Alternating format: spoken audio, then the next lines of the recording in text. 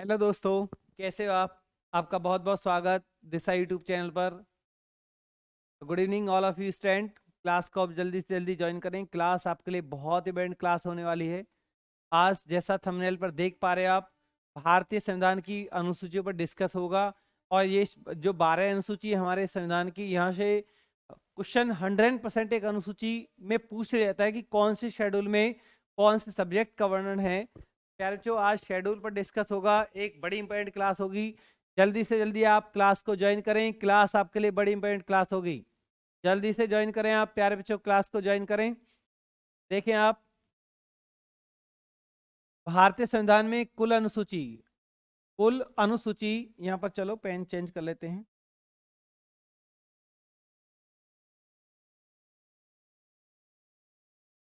कुल अनुसूची comment box में आप टाइपिंग करें, कुल अनुसूची कितनी है। अनुसूची को हम शेड्यूल बोलते हैं।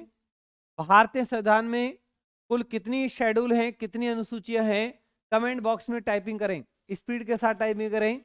मैं आपके कमेंट्स पढ़ पा रहा हूं, अभी किसी का भी आंसर नहीं आ रहा है। कुल अनुसूची आपको पता होना चाहिए। बहुत बेसिकल क्वेश्चन है आपके लिए, बहुत बेसिकल पॉइंट है। हाँ, अब कमेंट्स आने स्टार्ट हुए हैं कि शेड्यूल बच्चे बता पा रहे हैं। 12, बहुत बढ़िया। 12 अनुसूची। हमारे संविधान में कितनी अनुसूची है? 12 अनुसूची है। और 12 अनुसूची के में आप डिस्कस होगा जो हमारा मूल संविधान। यहां पर देखोगे, आज वर्तमान में 12 है। मूल संविधान में पहले कितनी थी? मूल संविधान में अनुसूची, मूल संविधान में अनुसूची कितनी थी? कमेंट बॉक्स में टाइपिंग करें। मूल अनुसंधान में कुल शेड्यूल कितने थे? और अब वर्तमान तो 12 हैं, बट मूल संविधान में कितने थे, कितने शेड्यूल थे, आपको पता होना चाहिए। बिल्कुल, बहुत बढ़िया, बहुत बढ़िया। आप आंसर लगा पा रहे हो आप, बहुत बढ़िया प्यारे बच्चों। 8, राइट। 8 अनुसूची। और बाद में कितनी जोड़ी गई? 4। 4 शेड्यूल बाद में जोड़े गए। कौन कौन से शेड्यूल हैं वो सब आपको बताया जाएगा। क्रम से आप लिखोगे। आप हेडिंग डालने, आप कॉपी पेन लेकर बैठे। आप नोटबुक पेन आपके पास होना चाहिए। एक एक कंटेंट आपको बहुत अच्छे से दिया जाएगा। और क्लास में ही साथ के साथ आपको शेड्यूल या अनुसूची याद करा दी जाएंगी। बिल्कुल निश्चिंत रहें आप। तो लिखें आप, पहली अनुसूची। पहली अनुसूची में क्या आता है? पहली अनुसूची में किसके बारे में लिखा हुआ है ये आपको पता होना चाहिए, और एग्जाम में पूछा जाता है। पहली अनुसूची में किसका वर्णन है? कमेंट बॉक्स में आप टाइपिंग जरूर करें। पहली अनुसूची में क्या आता है, इसके बारे में बताओ, किसके बारे में इसमें वर्णन है। टाइपिंग जरूर करें। पहली अनुसूची में राज्यों के नाम लिखोगे आप। बहुत बढ़िया, लिखते रहें आप। राज्यों के नाम व उनका उल्लेख। राज्यों के नाम भी हैं और राज्यों का उल्लेख भी है। उनके क्षेत्रों का उल्लेख भी इसमें किया गया है। राज्य तो है ही, जैसे आपने यहाँ राज्य लिखा, दूसरे पॉइंट में आप केंद्र शासित प्रदेश, संघ राज्य क्षेत्र लिखोगे आप। संघ राज्य क्षेत्र से मतलब क्या होता है? केंद्र शासित प्रदेश, यूटी। संघ राज्य क्षेत्र के नाम व उनके भी उल्लेख इसमें दिए गए हैं। तो सीधा सीधा मतलब है, तो पहली अनुसूची के अंतर्गत संघ एवं राज्यों का वर्णन, संघ एवं राज्य क्षेत्रों का वर्णन किया गया है, जिसमें उनके नाम आते हैं, उनके क्षेत्रों के बारे में लिखा हुआ है। तो पहली अनुसूची, बिल्कुल ध्यान से देखें आप। राज्य और जो संघ राज्य क्षेत्र होते हैं, उनके नाम, उनके क्षेत्रों के बारे में उनके उल्लेख होते हैं। तो पहली अनुसूची आपके याद रहनी चाहिए, पहली अनुसूची। दूसरा, आप इसको नोट करें, ये आपका स्क्रीनशॉट करें। बहुत बढ़िया। क्लास के साथ लास्ट तक बने रहें। क्लास आपके लिए इंपॉर्टेंट क्लास है। क्लास को लास्ट तक वॉच करोगे तो बहुत कुछ आज आपको मिलने वाला है। साथ के साथ ये अनुसूची याद हो जाएंगी। दूसरी अनुसूची में दूसरा जो हमारा शेड्यूल है, इसमें किसके बारे में लिखा हुआ है, किसका वर्णन है इसके बारे में टाइपिंग करें। दूसरे शेड्यूल में क्या आता है? दूसरे शेड्यूल में क्या रखा गया है? दूसरे शेड्यूल में वेतन आता है। क्या आता है? वेतन, वेतन भत्ते, वेतन भत्ते व पेंशन, इनका उल्लेख इसमें किया गया है। अब सैलरी, वेतन किसको दिया जा रहा है, किसके वेतन की यहाँ बात हो रही है, ये भी आपको पता होना चाहिए। किसके वेतन की यहाँ बात हो रही है? राष्ट्रपति, उपराष्ट्रपति लिख सकते हैं आप, राष्ट्रपति, उपराष्ट्रपति, राष्ट्रपति, उपराष्ट्रपति, कॉमा, सुप्रीम कोर्ट व हाई कोर्ट न्यायाधीशों के वेतन भी इसी में आते हैं। सुप्रीम कोर्ट, हाई कोर्ट के न्यायाधीशों के वेतन इसमें आते हैं। और आप कमेंट बॉक्स में टाइपिंग करें और किस किस के वेतन इसमें आ सकते हैं। Speaker, deputy speaker, speaker, deputy speaker, deputy speaker, विधानसभा का स्पीकर, विधानसभा का डिप्टी स्पीकर, सभापति, उपसभापति, इन सब के वेतनों के बारे में, उनके पेंशनों के बारे में जो वर्णन है वो दूसरी अनुसूची के अंतर्गत है। बहुत आप देखोगे, बहुत आपको ट्रिक से भी ये बात बताएंगे, तो ट्रिक से ज्यादा दिन ट्रिक नहीं चलती है। आपको कंसेप्ट पर, कंटेंट पर बात करनी होती है। अच्छे से आपको पता होना चाहिए कि यहाँ पर वेतन किसके बारे में बोला गया। वेतन भत्ते और जो पेंशन का जो उल्लेख यहाँ हुआ है वो राष्ट्रपति, उपराष्ट्रपति, सुप्रीम कोर्ट, हाई कोर्ट के न्यायाधीशों के वेतन, speaker, deputy speaker, Lok Sabha deputy speaker, deputy speaker, Rajya Sabha के सभापति, उपसभापति, अन्य इन सभी के वेतनों का जो वर्णन है, उनकी पेंशनों का जो वर्णन है, कौन सी अनुसूची में आता है, दूसरी में आता है। मैं उम्मीद करता हूं कि आपने ये जो पॉइंट को सुना है, नोट किया है। आज के बाद आप इस पॉइंट को नहीं भूलोगे। आप देखें, आप इसके बाद तीसरी अनुसूची में क्या है। तीसरी अनुसूची में क्या आता है?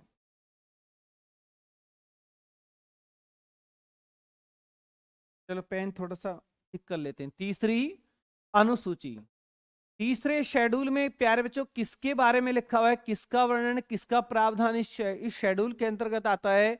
कमेंट बॉक्स में टाइपिंग करें। तीसरी अनुसूची में किसको रखा गया है? बहुत प्यारे बच्चों के कमेंट्स बहुत स्पीड के साथ टाइपिंग कर पा रहे हो आप।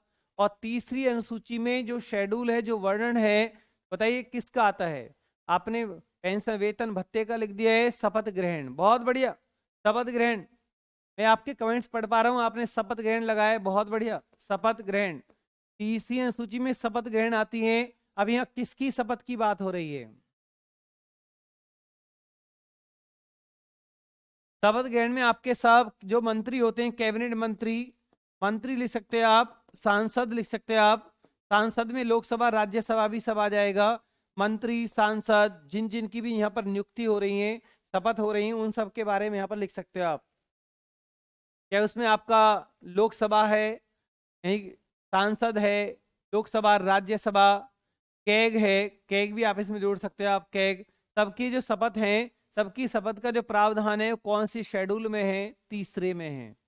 इसके बाद नंबर 4 देखोगे आप, नंबर 4 पर कौन से शेड्यूल में क्या रखा गया है? चौथी अनुसूची में, चौथी अनुसूची में किसके बारे में लिखा हुआ है? चौथी अनुसूची, चौथी अनुसूची 12 सूची में से 100% क्वेश्चन आएगा एग्जाम के अंदर।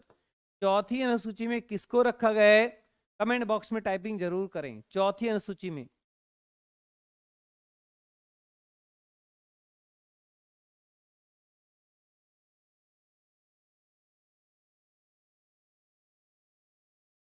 चौथी अनुसूची में बहुत बढ़िया, चौथी अनुसूची में राज्यसभा में सीटों का बंटवारा है। राज्यसभा में सीटों का बंटवारा, राज्यसभा में सीटों का जो बंटवारा होता है, अब बंटवारा राज्यों में होगा, वो केंद्र शासित प्रदेशों में होगा। राज्यसभा में जो सीटों का जो बंटवारा हुआ है, वो बंटवारे में राज्य के हिस्से में कितनी सीटें हैं? राज्यों में बंटवारा होता है। और संघ राज्य क्षेत्र का मतलब केंद्र शासित प्रदेशों में बंटवारा होता है। केंद्र शासित प्रदेश को भी राज्यसभा की सीटें दी जाती हैं, केंद्र शासित प्रदेश। अब यहाँ पर अलग अलग राज्यों में अलग अलग सीटें होती हैं।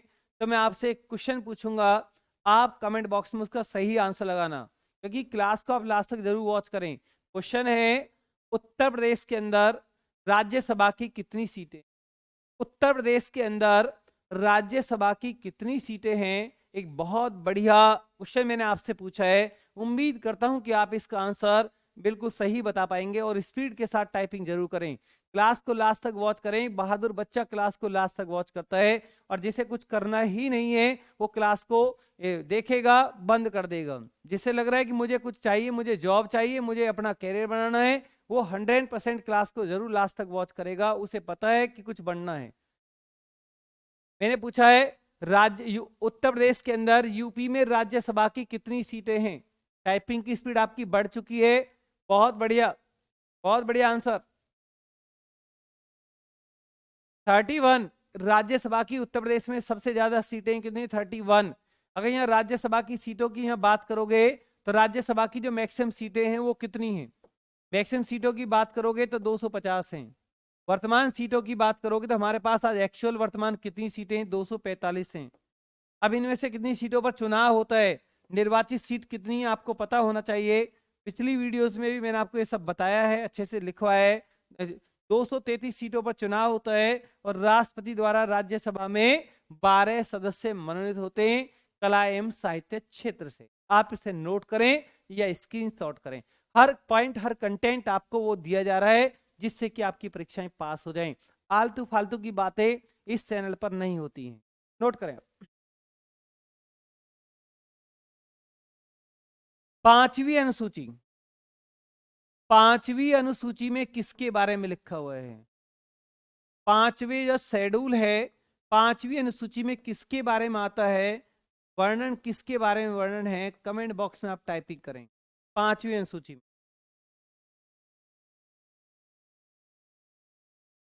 पांचवी अनुसूची में किसके बारे में लिखा हुआ है? SC/ST, बहुत बढ़िया। SC/ST के क्षेत्र के लिए, SC/ST क्षेत्र के लिए विशेष के लिए प्रशासन, प्रशासन का प्रावधान या उपबंध। इसका सीधा सीधा मतलब है पांचवी अनुसूची में SC और ST के लिए, अनुसूचित जाति और अनुसूचित जनजाति के लिए एक स्पेशल प्रशासन की बात कही गई। ये एक स्पेशल प्रशासन कंट्रोल करेगा SC/ST क्षेत्र को। क्लियर? पांचवी अनुसूची में SC/ST प्रशासन को कंट्रोल करने का प्रावधान है और ये बहुत मोस्ट वेरी वेरी इंपॉर्टेंट और एग्जाम में बार बार ये पूछा जाता है, पांचवी अनुसूची। इसके बाद आप इसे नोट करें या इसका स्क्रीनशॉट करें। इसके बाद नंबर 4 देखोगे आप, नंबर 5 पर, छठी पर, छठी अनुसूची में किसके बारे में लिखा हुआ है? छठी अनुसूची में किसके बारे में लिखा हुआ है? छठी अनुसूची में 4 राज्य, असम, मेघालय, मिजोरम, असम, मेघालय, मिजोरम और त्रिपुरा। त्रिपुरा, इन त्रिपुरा, असम, मेघालय, मिजोरम, त्रिपुरा राज्यों के जनजाति क्षेत्र के लिए, जनजातीय क्षेत्र के लिए विशेष उपबंध लिखोगे आप, उपबंध या विशेष प्रावधान या विशेष पैकेज। इसका सीधा सीधा मतलब है इन 4 राज्यों की जो जनजाति क्षेत्र है उनके लिए अलग से स्पेशल पैकेज, स्पेशल प्रावधान, स्पेशल उनको दिया गया है, विशेष उनको मिला है 4 राज्यों की जनजातियों के लिए। आप इसे नोट करें या इसका स्क्रीनशॉट करें। एक पॉइंट मैंने आपको बहुत डिक्टो बताया है। इन 4 राज्यों में पूछ लेता कि कौन सा राज्य छठी अनुसूची में नहीं आता है। जब आपको इन 4 राज्यों के बारे में पता होगा कि ये राज्य हैं, तो आप ऐसे है और नहीं वाले क्वेश्चन को तब आप ठीक कर पाओगे, वरना प्यारे बच्चों क्वेश्चन आपका गलत हो जाएगा। बिल्कुल आप नोट करें या इसका स्क्रीनशॉट करें और क्लास को आप लास्ट तक जरूर वॉच करें। क्लास आपके लिए बड़ी इंपॉर्टेंट क्लास चल रही है, नोट करें आप।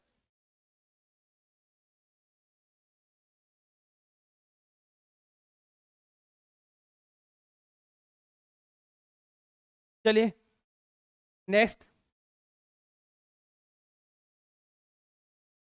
इसके बाद 7वीं अनुसूची।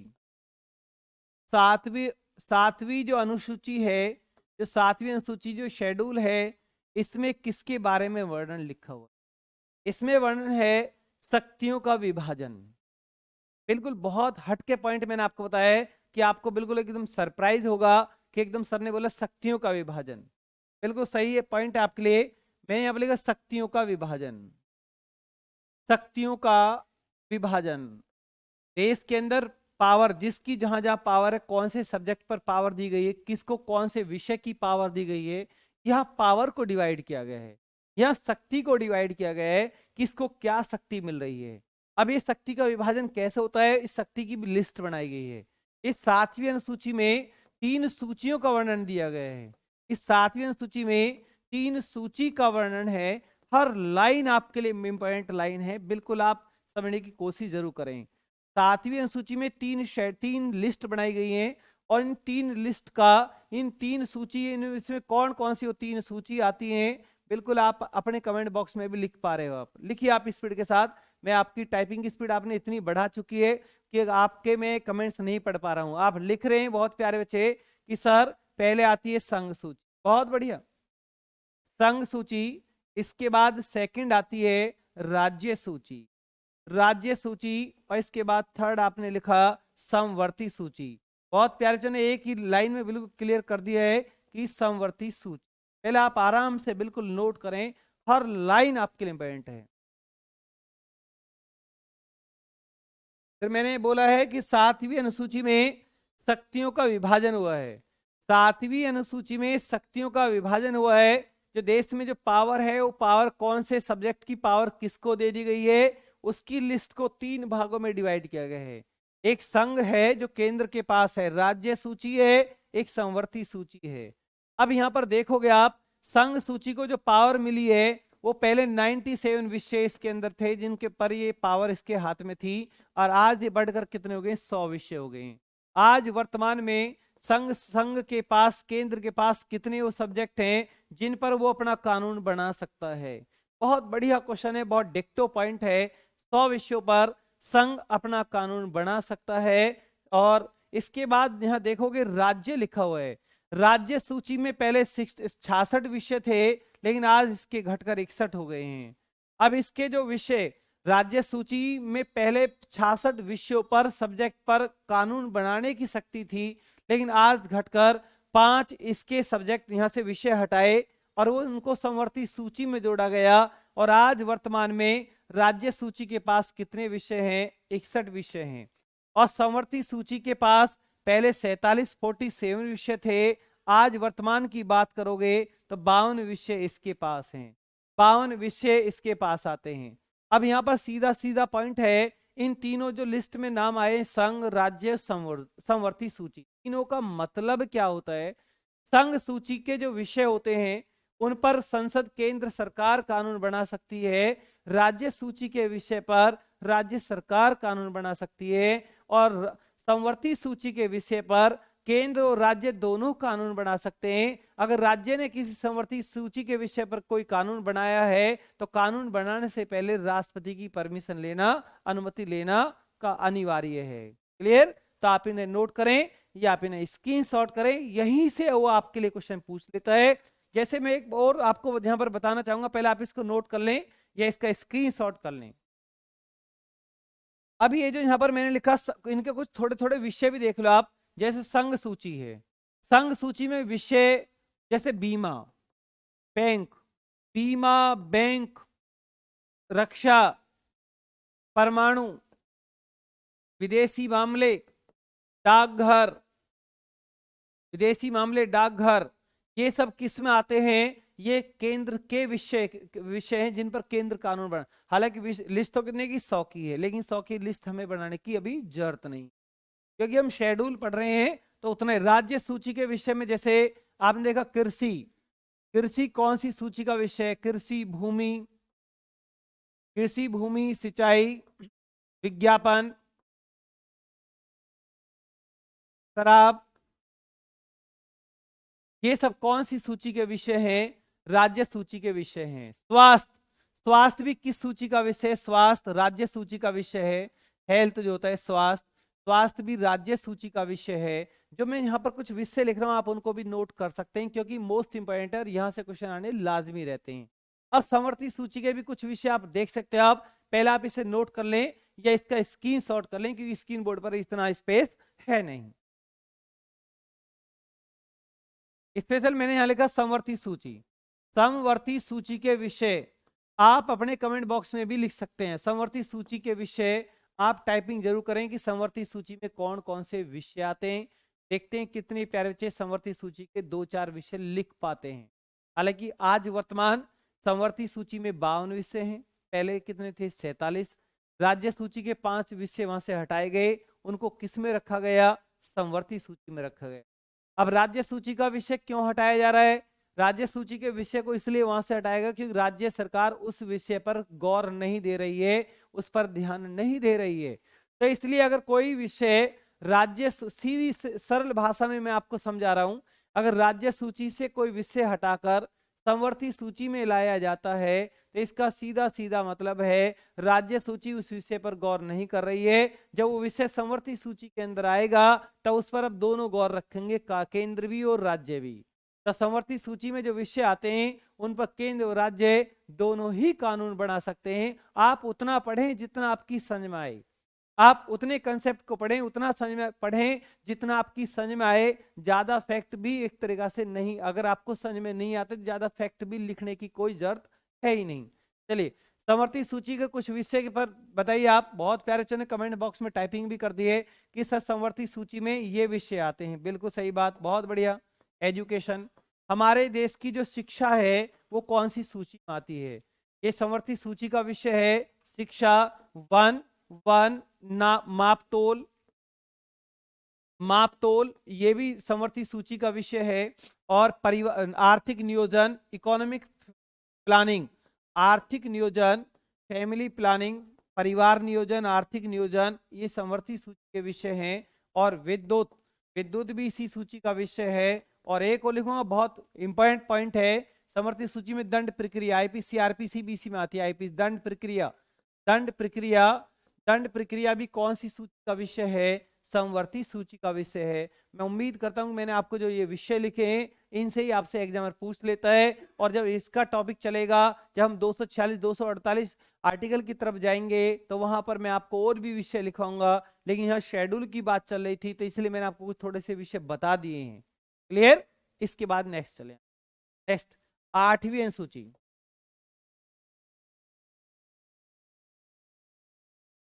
8वीं अनुसूची में टाइपिंग करें आप।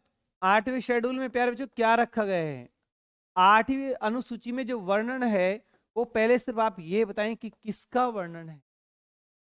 मुझे आपके आंसर का इंतजार है, आप टाइपिंग बढ़ाएं, कमेंट्स बॉक्स में टाइपिंग करें कि सर 8वीं सूची में इसको रखा गया, कौन से सब्जेक्ट को वहां जगह मिली है, आप ये बताने की कोशिश। एक बहुत बेसिकल पॉइंट है, बहुत सदाबहार है, आप इसे कैसे भी घुमा लें, कैसे भी कर लें, लेकिन यहां से क्वेश्चन आना बड़ा लाजमी है। और एग्जाम में ज्यादातर इस 8वीं अनुसूची से पूछा जाता है। हालांकि 12 इंपॉर्टेंट है, 12 में सब इंपॉर्टेंट की बात करोगे तो वो भी सब आपको बताया जाएगा। पहले आप टॉपिक को कंसेप्ट के साथ ऑर्डर में पढ़ने की कोशिश करें, उसके बाद आप प्रैक्टिस करें। बताइए 8वीं अनुसूची में जो वर्णन है, बहुत प्यारे बच्चों ने कमेंट्स कर दिया है कि सर 8वीं अनुसूची में तो भाषा है, बिल्कुल बहुत बढ़िया। भाषा का वर्णन, इन लैंग्वेज का जो वर्णन है वो कौन सी अनुसूची में, पहले हमें ये ही पता होना चाहिए कि भाषा को कौन से शेड्यूल में रखा गया है। भाषा को 8वें शेड्यूल में रखा गया है, ये बिल्कुल बहुत प्यारे बच्चों ने कमेंट में लिख भी दिया है। और हमारे मूल संविधान में कितनी भाषाएं अधिकृत थी, मूल संविधान में, मूल संविधान में कितनी भाषा थी। अगर आपसे कमेंट बॉक्स में ये क्वेश्चन एग्जाम में पूछा गया तो आपका आंसर क्या आएगा। आपकी टाइपिंग की स्पीड बढ़ जानी चाहिए इस क्वेश्चन पर। मैंने पूछा कि मूल संविधान में कितनी लैंग्वेज थी और वर्तमान कितनी है, और टाइपिंग की स्पीड जरूर बढ़नी चाहिए और आपका आंसर आना चाहिए। मूल संविधान में बहुत प्यारे बच्चे लगा पा रहे हैं सर 8 थी, बिल्कुल सही, सॉरी 14 मूल भाषा थी हमारी। और आज की बात करोगे तो 22 हैं, आज की बात करोगे तो 22 हैं, बिल्कुल आप नोट करें। भाषा की बात कर रहे हैं आप, ये भाषा के अगर पार्ट की, भाग की बात करोगे तो कौन से भाग में राजभाषा चली जाती है, राजभाषा कौन से भाग में रखी गई है, कभी आपसे पूछा जाए तो भाग 17 में राजभाषा चली जाती है, भाग 17। आज वर्तमान में हमारे पास 22 भाषाएं हैं अधिकृत, और पहले कितनी मूल संविधान में 14 थी। आप इसको नोट करें या इसका स्क्रीनशॉट करें।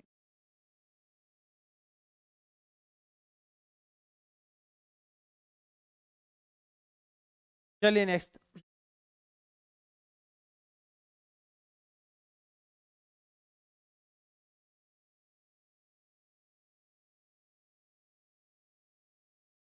चलिए यहां पर देखोगे आप, अब यहां पर एक पॉइंट मैं आपको दूंगा।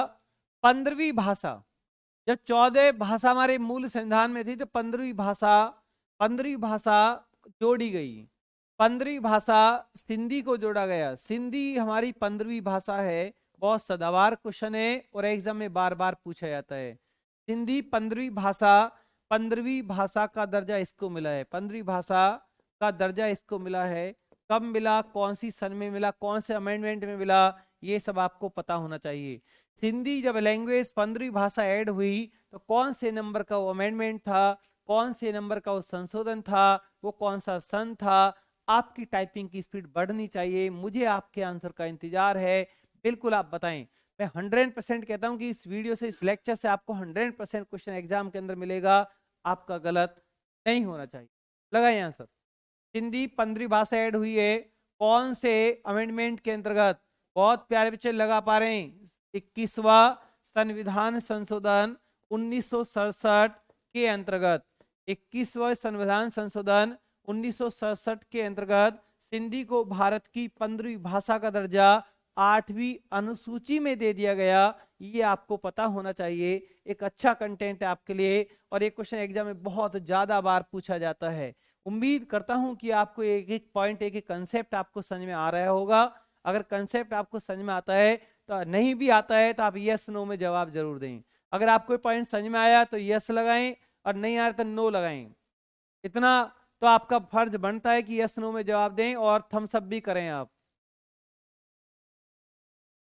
इसके बाद तीन भाषाएं एक साथ जोड़ी गई। तीन भाषा जोड़ी गई। कौन कौन सी?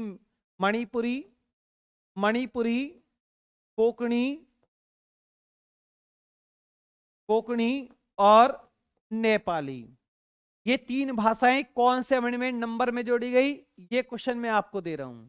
आप कमेंट बॉक्स में टाइपिंग कर दें कि सर इन तीन भाषाओं को दर्जा इस अमेंडमेंट में और इस सन में मिला है। कमेंट बॉक्स में टाइपिंग करें, आपके लिए पॉइंट दिया है मैंने। और इसके बाद चार भाषाएं जोड़ी गई हैं। चार भाषा कब जोड़ी गई, उसका अमेंडमेंट और सन और लिखें आप। ये आपके लिए होमवर्क है। आप होमवर्क नहीं, साथ के साथ अब इसे बताने की कोशिश। बाद में पहली बार, चलो ठीक है, नोट करें आप इसे।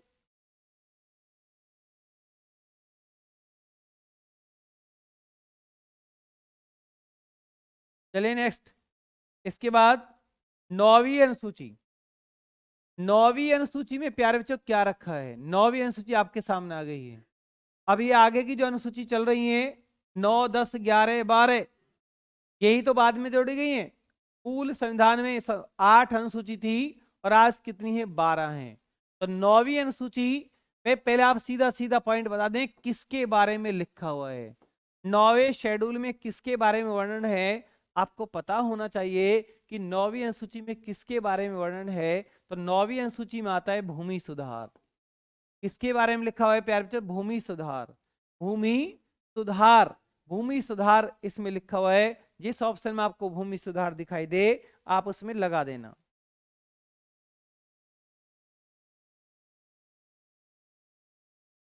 भूमि सुधार से मतलब यहां पर क्या हुआ? भूमि सुधार में जमींदारी जो उन्मूलन, जमींदारी उन्मूलन व्यवस्था लागू कर, जमींदारी, जमींदारी उन्मूलन, उन्मूलन व्यवस्था, व्यवस्था को सुधारा गया, इसको समाप्त किया गया जमींदारी को। और यहाँ पर जो भूमि का जो अधिग्रहण, आपकी जो संपत्ति है उसको अधिग्रहण के लिए जो विधि बनाई गई, यही आपका भूमि सुधार था। और इसे कब जोड़ा गया? प्रथम संविधान संशोधन। ये बड़ा डिक्टो पॉइंट है आपके लिए। 9वीं अनुसूची कब जोड़ी गई? तो आप लगाओ प्रथम संविधान संशोधन, प्रथम संविधान संशोधन, प्रथम संविधान संशोधन 1951 के अंतर्गत। अब ये पॉइंट आपके सामने दोबारा भी आएगा। कब? जब मैं आपको अमेंडमेंट पढ़ाऊंगा, जब मैं आपको संशोधन पढ़ाऊंगा। और जैसे मैं प्रथम संविधान संशोधन पहला लिखवाऊंगा वहां पर भी ये भूमि सुधार पॉइंट आपके सामने आएगा।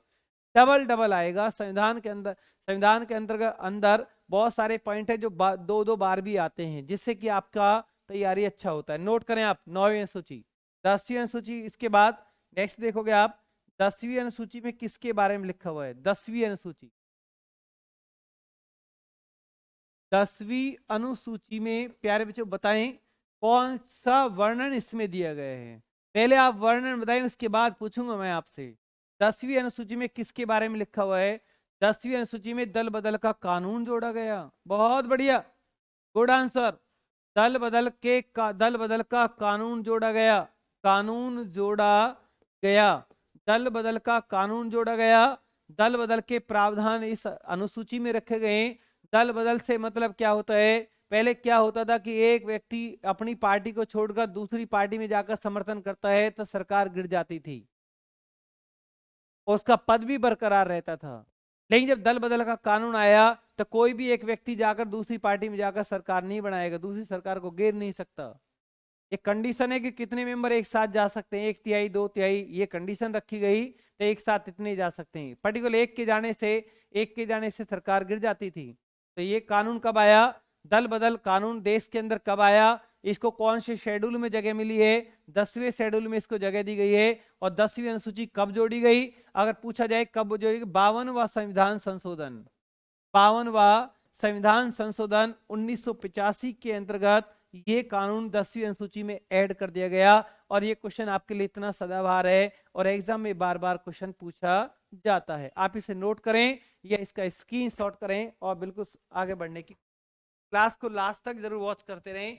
क्लास आपके लिए इंपॉर्टेंट क्लास होगी और पूरे 12 शेड्यूल से आपसे क्वेश्चन 100% एग्जाम के अंदर पूछे जाते हैं। अभी संविधान स्टार्ट ही नहीं हुआ है। संविधान में मैंने आपको सिर्फ संविधान विकास पढ़ाए हैं और हमारे संविधान का कैसे कैसे विकास हुआ, कुछ अधिनियम आपको, कुछ संविधान के निर्माण कैबिनेट मिशन पढ़ाया है और एक संविधान के सोर्सेज पढ़ाए हैं। ये चौथी वीडियो से आपके सामने आ रही है जो सिर्फ 12 अनुसूची पर डिस्कस चल रहा है। इसके बाद जब आपका संविधान स्टार्ट होगा तो आर्टिकल स्टार्ट हो जाएंगे आपके, भाग 1 2 3 4 5 उन पर डिस्कस होगा। संघ के आर्टिकल आएंगे, संघ किस में आता है, भाग 5 में आता है, राज्य भाग 6 में आता है, मूल अधिकार भाग 3 में आते हैं। उन पर एक एक आर्टिकल पर अच्छे से डिस्कस होगा, चाहे टाइम कितना भी लग जाए। प्यारे बच्चों, आपको बहुत कंसेप्ट के साथ, अच्छे कंटेंट के साथ मैं आपको क्लास दूंगा कि आपका संविधान का कोई भी क्वेश्चन कहीं से भी गलत नहीं होगा। चलिए 11वीं अनुसूची बताइए आप। 11वीं अनुसूची में किसके बारे में लिखा हुआ है, 11वीं अनुसूची में प्यारे बच्चों बताएं किसके बारे में वर्णन है। 11वीं अनुसूची में क्या, किसके बारे में वर्णन, किसका प्रावधान है, कमेंट बॉक्स में आप टाइपिंग जरूर करें।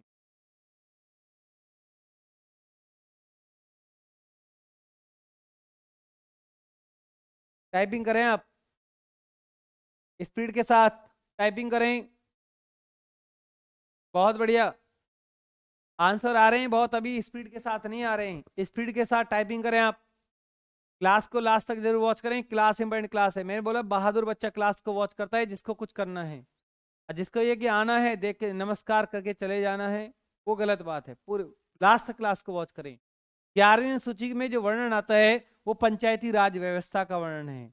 पंचायती राज व्यवस्था, पंचायती राज व्यवस्था, पंचायती राज व्यवस्था, पंचायती राज व्यवस्था का प्रावधान, राज व्यवस्था का प्रावधान कौन से शेड्यूल में है। आपसे शेड्यूल पूछेगा तो क्या बताओगे आप बताओगे 11वां शेड्यूल, 11वीं अनुसूची बताओगे आप।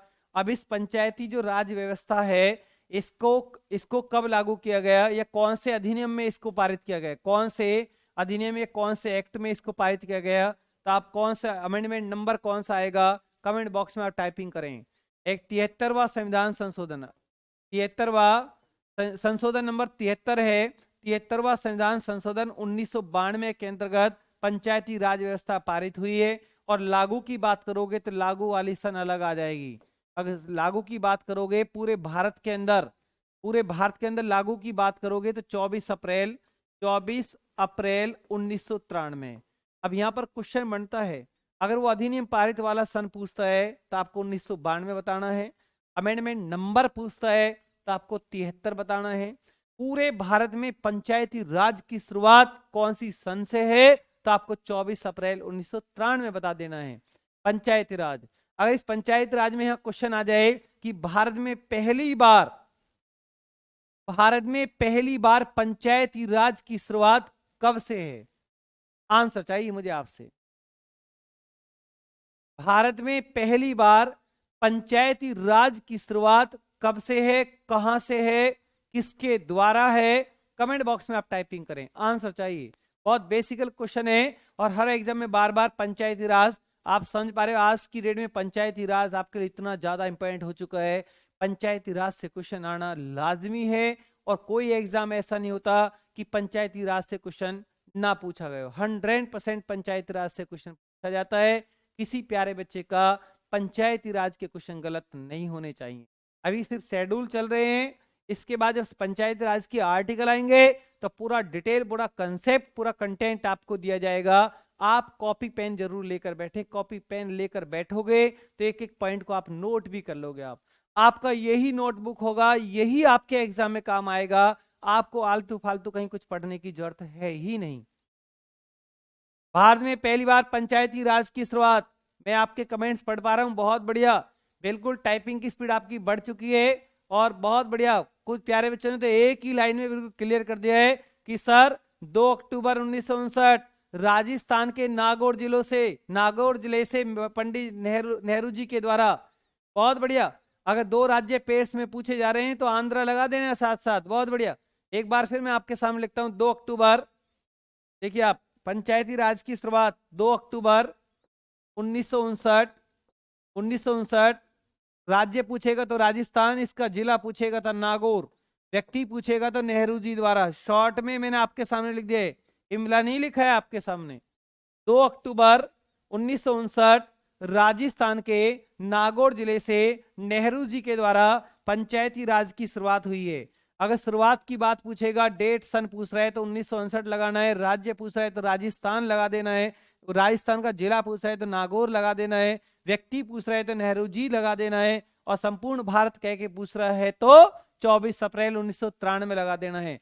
पूरे भारत में पंचायती राज की शुरुआत कब से है? 24 अप्रैल 1993 से है। इसलिए हम 24 अप्रैल को कौन सा डे मनाते हैं? पंचायती राज दिवस मनाते हैं प्यारे बच्चों। पंचायती राज दिवस कौन सी डेट को मनता है? आपसे पूछा जाए तो आप क्या बोलोगे आज के बाद? 24 अप्रैल। 24 अप्रैल को पंचायती राज दिवस मनता है।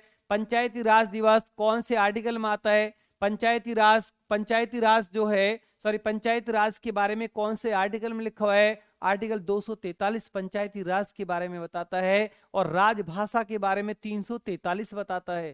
100 और जोड़ दीजिए आप। पंचायत पूछेगा 243 और राजभाषा पूछेगा 343।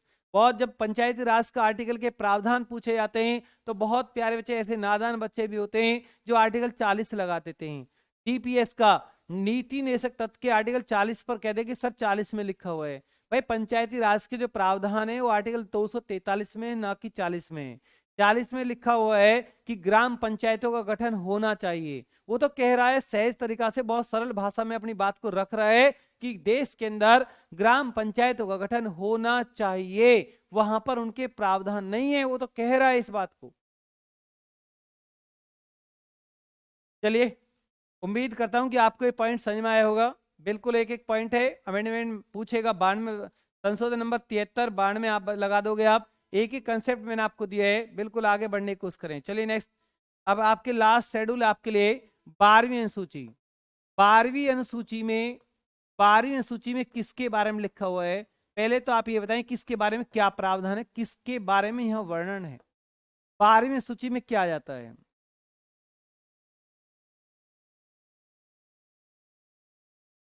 लगाएं स्पीड के साथ। 12वीं सूची में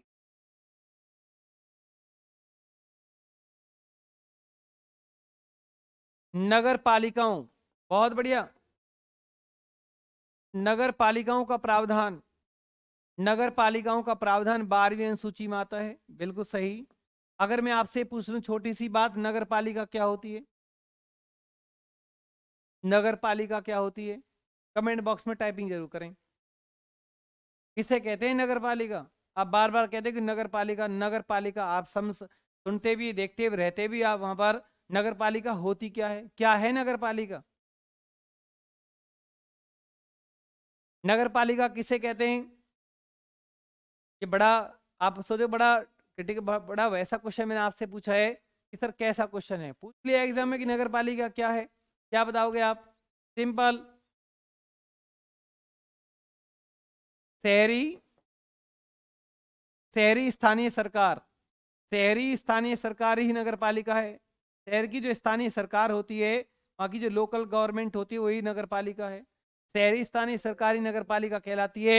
नगर पालिकाओं को जो संरक्षण, जो प्रावधान दिए गए, जो अधिनियम इसके बनाए गए, कौन से शेड्यूल में इसको जगह मिली? 12 में। अब आप इसके कौन से अमेंडमेंट में इसको जोड़ा गया, कौन से नंबर का अमेंडमेंट था? लगाओगे आप 74वां संविधान संशोधन 1993 के अंतर्गत। 1993 के अंतर्गत 1993 के अंतर्गत नगर पालिकाओं को जगह मिली है, प्रावधान मिले, इनके अधिनियम पारित हुए हैं। और नगर पालिका से मतलब क्या है? शहरी स्थानीय सरकार को ही नगर पालिका कहते हैं।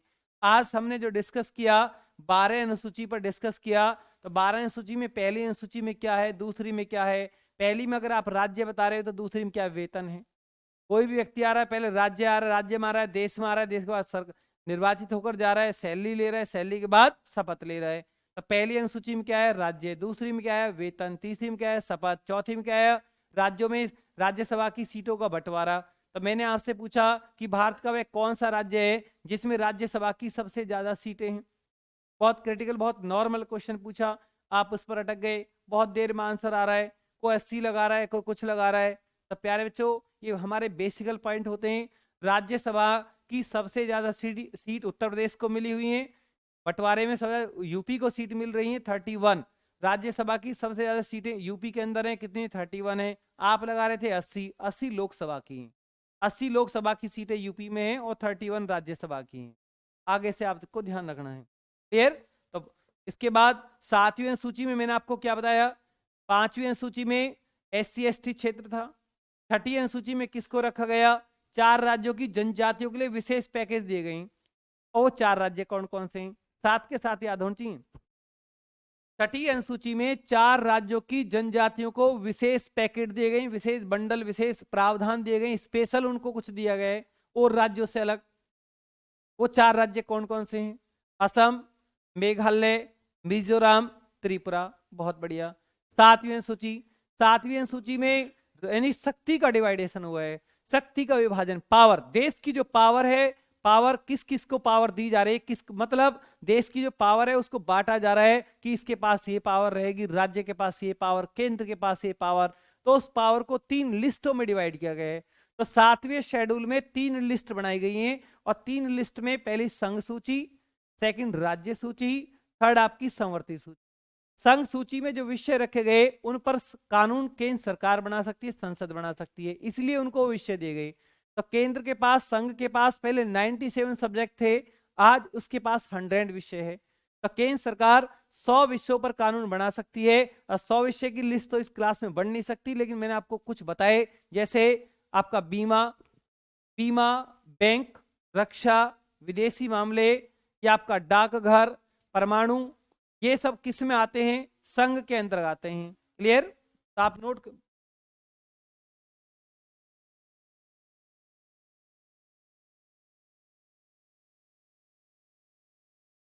राज्य सूची में पहले 66 विषय थे। राज्य सूची के 66 विषय में से 5 विषय हटा दिए गए। आज राज्य सूची में 61 विषय हैं। अभी 5 विषय गए कहां? देखो, सीधी सीधी बात है, अगर राज्य अपने किसी विषय पर गौर नहीं देगा, गौर से मतलब उस पर ध्यान नहीं देगा, उस पर इंप्रूवमेंट नहीं करेगा, उसके अंदर सुधार नहीं करेगा, तो उस विषय को हटाकर समवर्ती सूची में जोड़ा जाता है। अब समवर्ती सूची में उसे क्यों जोड़ा गया? क्योंकि समवर्ती सूची के विषय पर दोनों तरफ से वॉचिंग होती है, दोनों सुधार करने की कोशिश करते हैं, दोनों ही कानून बना सकते हैं, ये पावर है। समवर्ती सूची के विषय पर केंद्र और राज्य सरकार दोनों ही कानून बना सकती है। जैसे हमारी देश की जो एजुकेशन है, हमारी देश की जो शिक्षा है, ये कौन सी सूची का विषय है? ये समवर्ती सूची का विषय है। एग्जाम में कई बार पूछा गया है। समवर्ती सूची का जो प्रावधान है, समवर्ती सूची में कौन से देश के संविधान में, कौन से देश के संविधान में ये समवर्ती सूची का प्रावधान था? ऑस्ट्रेलिया। तो समवर्ती सूची का जो प्रावधान, जो सोर्सेस हमने लिया है, ये कौन से देश के संविधान से हमने जीरोक्स किया, कॉपी किया, अपने में ऐड कर दिया। सोर्सेस वाला टॉपिक मैंने आपको पिछली वीडियो में मैंने आपको बहुत अच्छे से बताया था, वहां पर भी आप उस वीडियो को अच्छे से वॉच कर सकते हैं। उसके बाद जब मैं बोल रहा हूं ये बात आपकी समझ में आएंगी अगर आपने पिछली वीडियो को अच्छे से वॉच कर लिया है। अगर पिछली 3 वीडियो को आप अच्छे से वॉच करोगे तो उनके बारे में कहीं भी संविधान में आगे कहीं पर भी डिस्कस हो सकता है, तो वहां पर डिटेल में डिस्कस तो होगा नहीं, आप समझ जाओगे कि अगर आपने वीडियो को वॉच किया, अच्छे से पढ़ लिया है, तो आपको ज्यादा प्रॉब्लम नहीं आएगी। क्लियर? तो 7वीं सूची में आपने क्या बताया, 3 सूची है, लेकिन जब 8वीं सूची में जाते हैं तो वहां पर किसका वर्णन है प्यारे बच्चों? भाषाओं का वर्णन है। अब भाषा, मूल संविधान में कितनी भाषाएं थी? 14 भाषाएं थी। आज वर्तमान हमारे पास 8वीं शेड्यूल में कितनी भाषा जुड़ गई हैं? कितनी भाषाओं को दर्जा मिल गए? 22। तो 22 भाषाओं में 15वीं भाषा कौन सी जोड़ी गई? सिंधी। बहुत मोस्ट इम्पोर्टेंट पॉइंट है, मूल संविधान में जब हमारा संविधान बना तो हमारे पास 14 भाषाएं थी, 15वीं भाषा सिंधी को ऐड किया गया 21वां अमेंडमेंट नंबर 1967 के अंतर्गत। उसके बाद 3 लैंग्वेज को जोड़ा गया, मणिपुरी, कोंकणी, नेपाली। उसके बाद 4 भाषाएं, बोडो, संथाली, डोगरी और, बताइए आप, बोडो, संथाली, डोगरी और मैथिली। ये 4 भाषाएं बाद में 18 4 22। 9वीं अनुसूची में किसको जगह मिली है? 8 अनुसूची पहले से थी, 4 अनुसूची बाद में ऐड हुई है, तो 9वीं अनुसूची जब जोड़ी गई तो उसमें भूमि सुधार को लिया गया। 10वीं में दल बदल का कानून ऐड कर दिया गया। 11वीं में अभी आप पढ़ रहे थे पंचायती राज, और 12वीं में नगर पालिका। मैंने आपसे एक छोटा सा पॉइंट पूछा कि नगर पालिका कहते किसे हैं, आपने किसी ने भी आंसर नहीं बताया। शहरी स्थानीय जो सरकार होती है वही नगर पालिका होती है। आपको पता हो नगर पालिकाओं के प्रावधान, संरक्षण कौन सी शेड्यूल में रखे गए हैं? 12 में रखे हैं।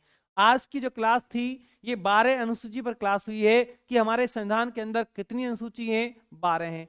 मूल संविधान में थी 8, अब 12 हैं। 12 4 कौन कौन सी नहीं जोड़ी गई, कौन से अमेंडमेंट में जोड़ी गई, वो सब मैंने आपको बताया है। तो आपका यहां से क्वेश्चन गलत होना ही नहीं चाहिए। तो मैं आपसे उम्मीद करता हूं कि आज की जो क्लास मैंने आपको दी है, 12 अनुसूची की जो क्लास दी है, तो उम्मीद करता हूं कि आज के बाद शेड्यूल से कोई क्वेश्चन आपका गलत नहीं होगा। क्लास आपको कैसी लगी? क्लास अगर आपको अच्छी लगती है तो आप क्लास को लाइक एंड शेयर जरूर करें, ये आपका फर्ज बनता भी है। अगर क्लास आपको अच्छी लगती है क्लास को आप शेयर भी कर सकते हैं, लाइक भी करें। आपका कोई सुझाव है, आपको कोई अपना सजेशन देना है, तो ये जो चैट बॉक्स चल रहा है इसमें भी आप लिख सकते हैं। इससे अलग भी एक कमेंट बॉक्स होता है, उसमें अपनी बात को रखें जरूर। तो प्यारे बच्चों, मिलते हैं अब नेक्स्ट क्लास के साथ। धन्यवाद, गुड नाइट।